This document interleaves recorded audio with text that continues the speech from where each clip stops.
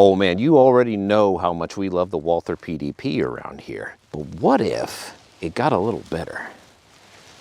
Check out the new Walther PDP steel frame. This thing is gorgeous.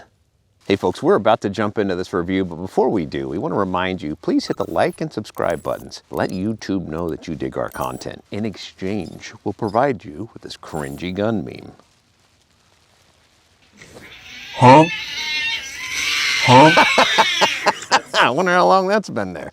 All right, so the original Walther PDP came out in 2021, and I was part of a limited amount of people that were able to go out and actually test this out at a place called The Site in Illinois. And we worked with the Walther Defense Division, did a lot of training with this firearm, and I was immediately impressed with it. It had a lot of features that, at the time, I was a law enforcement officer, that were applicable to law enforcement. And then, of course, there's plenty of room for folks who are concealed carriers to appreciate some of those same features on such a fine handgun. Now, fast forward to just recently, Walther brought the steel frame version of the PDP out, and man, it is impressive.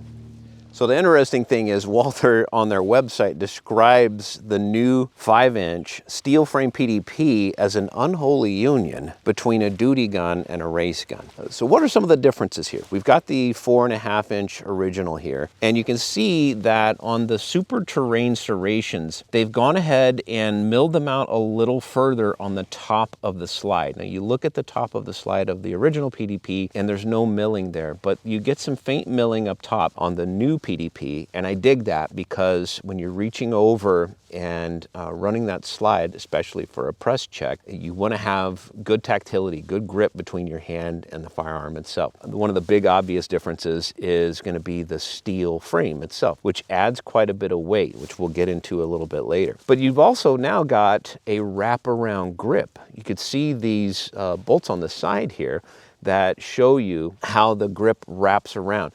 Features are still the same, the ergonomics are still the same. You've got this great swell into the back. You've got a really nice beaver tail out back here. And there are some vague insinuations of finger grooves that are really good. Then, of course, moving forward, the steel trigger. One of the things that I talked about so much on the original PDP was how good the striker-fired trigger was, despite the fact that it was a striker-fired weapon. It was a really good trigger. I gotta tell you, it's much improved since the original PDP. We'll demonstrate that in a little bit. And then finally, getting all the way down to the bottom, you've got a magwell that's gonna help you with your reloads and just kind of blends all into the overall aesthetic of duty gun mixed up with a race gun.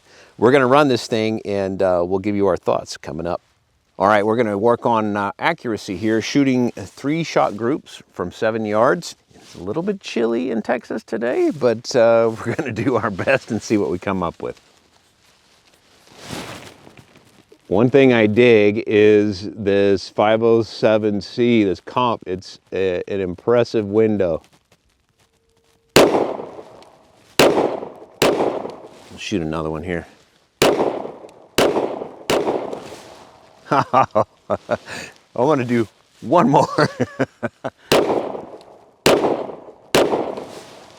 Okay, so I am wiggling around a little bit, still warming up. Fingers are cold, but you can see, you can get good repeatable accuracy here, and it will improve as my hands warm up over the course of the day. So one of the best aspects of the PDP originally was the trigger. For a striker-fired weapon, one of the best out-of-the-box triggers that I had experienced, and they've improved it. Now we're going to actually do a comparison here, but first I'm going to demonstrate the trigger pull on the new PDP steel frame. So you got a nice steel shoe, flat surface. It travels to there. That's all you get. Just a little bit of pre-travel, and then a little bit of binding, and it breaks. Reset, immediate, right away, and almost a full distance of travel. Now, compare that with the original PDP, which we'll shoot next. All right, now this is the original PDP. and we have a curved polymer shoe. And you can see we get pretty good amount of travel, like that's several millimeters all the way there before we hit a defined wall. And then we'll go ahead and break the shot. Not too much travel. It breaks almost immediately, and then reset happens pretty quickly, but it's not the full length of the return. So a lot more play in this trigger. Still a defined wall, but it takes a while to get to it, and a good reset. Both guns have a very tactile and audible trigger reset. Did you know that in the later stages of hypothermia, your body actually convinces you that you're warm? In fact, you might even be hot. It's at this point that we want to remind you that there's an article over at pewpewtactical.com, and we'd greatly appreciate it if you'd head over there and read it for even more information on the Walther PDP.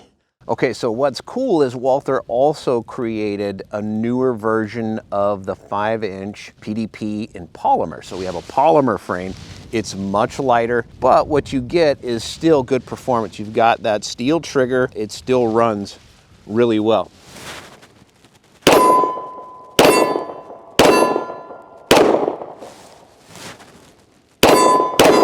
But let's compare that with the steel frame. Much heavier. Grip feels the same, essentially.